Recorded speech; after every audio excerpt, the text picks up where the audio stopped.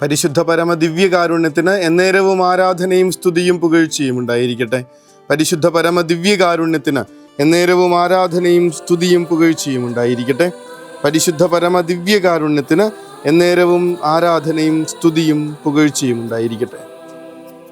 നാബോത്തിന് മുന്തിരിത്തോട്ടം നഷ്ടപ്പെടുന്നത് നമ്മൾ കാണുന്നുണ്ട്.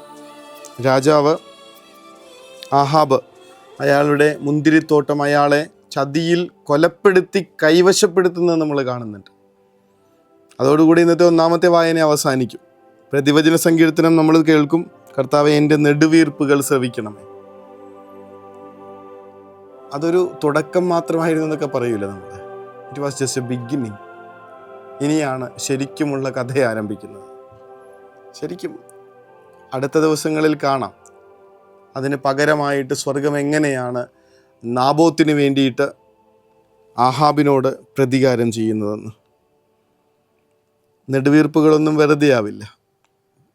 നഷ്ടപ്പെട്ടു പോയതും പീഡിപ്പിക്കപ്പെട്ടതും കവർന്നെടുക്കപ്പെട്ടതും വേദനയെ അനുഭവിച്ച് അലറിക്കരഞ്ഞതിനുമൊക്കെ എൻ്റെ ദൈവം എനിക്ക് വേണ്ടി പ്രതികാരം ചെയ്യാൻ വരുന്ന കാഴ്ച കാണും നമ്മൾ. കർത്താവേ എൻ്റെ നെടുവീർപ്പുകൾ ശ്രദ്ധിക്കണമേ എന്ന് ഞാനിങ്ങനെ നിലവിളിക്കുമ്പോൾ സ്വർഗം അത് കേട്ടൊരിക്കലും കാതടയ്ക്കുന്നില്ല എന്ന് തിരിച്ചറിയാൻ വേണ്ടിയിട്ടുള്ള ഓർമ്മയാണ്. പ്രതികാരം പാടില്ലെന്നും മറ്റുള്ളവരെ ദ്രോഹിക്കരുതെന്നുമൊക്കെ ഇങ്ങനെ വചനം പറഞ്ഞ് കൊടുത്ത് ഇസ്രായേലിൻ്റെ രാജാവായ ആള് ഏൽപ്പിച്ചു കൊടുത്തവനെ തന്നെ കൊന്നു തിന്നുന്ന രീതിയിലാവുമ്പോൾ ദൈവം തന്നെ അവരുടെ കാര്യത്തിൽ ഇടപെടുന്ന കാഴ്ച അടുത്ത ദിവസങ്ങളിലാണ് കാണണേ. അത് കർത്താവിൻ്റെ നെടുവീർപ്പുകൾ ശ്രദ്ധിക്കുന്നുണ്ടെന്നുള്ള ഓർമ്മപ്പെടുത്തലാണ്. സുവിശേഷത്തിൽ നമ്മൾ കാണും, നിങ്ങൾക്കൊരു എക്സ്ട്രാ ലൈഫ് ജീവിക്കേണ്ടതുണ്ട്. നേരത്തെ നമ്മൾ സൂചിപ്പിച്ചതുപോലെ ഒരു ഓർഡിനറി മനുഷ്യനായിട്ടല്ല, സാധാരണക്കാരായിട്ട് ജീവിക്കാനായിട്ടല്ല കർത്താവ് ഓർമ്മപ്പെടുത്തണേ. നേരെ മറിച്ച് ഒരു എക്സ്ട്രാ ഓർഡിനറി ആയിട്ട് തന്നെ കുറച്ചുകൂടെയൊക്കെ എക്സ്ട്രാ ആയിട്ട് ജീവിതം ജീവിക്കാനായിട്ട്. നിങ്ങളോട് പറഞ്ഞിട്ടുള്ളത് കണ്ണിന് പകരം കണ്ണ്, പല്ലിന് പകരം പല്ല് എന്നുള്ളതല്ലേ. എന്നാൽ ഞാൻ നിങ്ങളോട് പറയുന്നു, ദുഷ്ടനെ എതിർക്കരുത്, വലത്ത് കരണത്തടിക്കുന്നവന് മറ്റേ കരണം കൂടി കാണിച്ചു കൊടുക്കുക. 1 മൈൽ ദൂരെ പോകാൻ നിന്നെ നിർബന്ധിക്കുന്നവനോട് കൂടെ 2 മൈൽ ദൂരം പോകുക. ചോദിക്കുന്നവന് കൊടുക്കുക, വായ്പ വാങ്ങാൻ ഇച്ഛിക്കുന്നവനിൽ നിന്ന് ഒഴിഞ്ഞു മാറരുത്. സാധാരണ നമ്മൾ ചെയ്യുന്ന ഇങ്ങനെ ചെറിയ ചെറിയ ഒഴിഞ്ഞു മാറലുകളും നമ്മൾ കാണിച്ചു കൊണ്ടിരിക്കുന്ന പ്രതികാര നടപടികളുമൊക്കെ ഇനി അത് കർത്താവിന് വിട്ടേക്കാനാണ് പറയുന്നത്. പ്രതികാരം കർത്താവിൻ്റെതാണ്. അവനെ വെറുതെ വിടുന്നവൻ അവൻ്റെ തലയിൽ തീക്കനൽ കൂട്ടുന്നു എന്നൊക്കെ വചനം പറയും.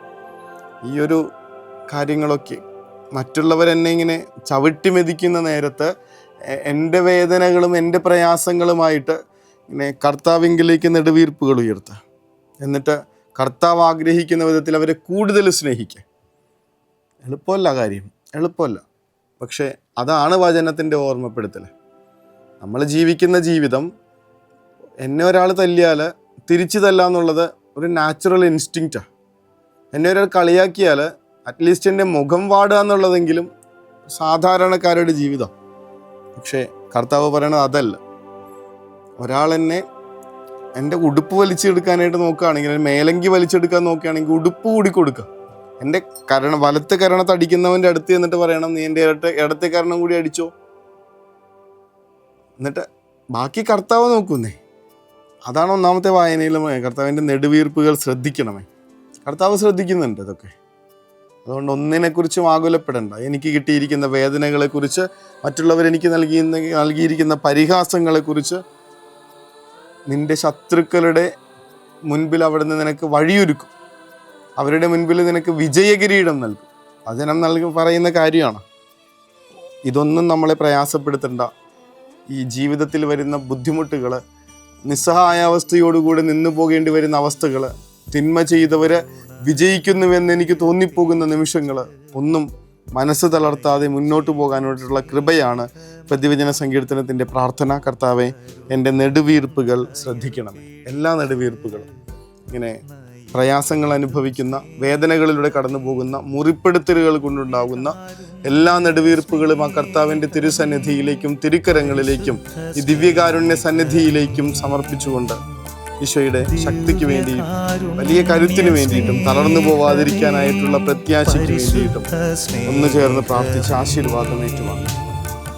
പരിശുദ്ധ പരമദിവ്യകാരുണ്യമേ, അനന്ത സ്നേഹമേ,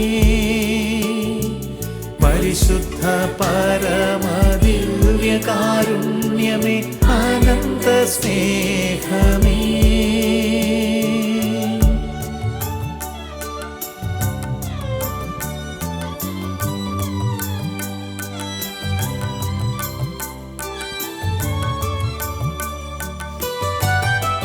പരിശുദ്ധ പരമ ദിവ്യകാരുണ്യത്തിന് നേരവും ആരാധനയും സ്തുതിയും പുകഴ്ചയും ഉണ്ടായിരിക്കട്ടെ. പരിശുദ്ധ പരമ ദിവ്യകാരുണ്യത്തിന് നേരവും ആരാധനയും സ്തുതിയും പുകഴ്ചയും ഉണ്ടായിരിക്കട്ടെ.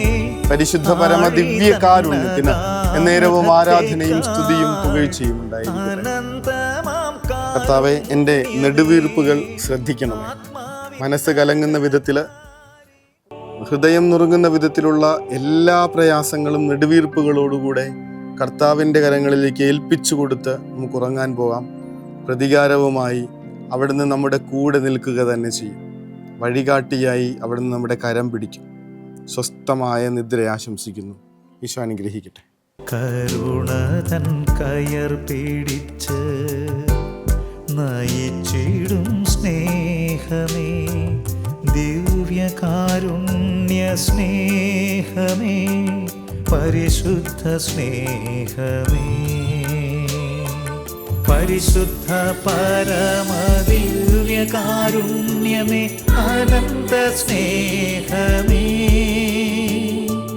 പരിശുദ്ധ പരമദിവ്യകാരുണ്യമേ, അനന്ത സ്നേഹമേ.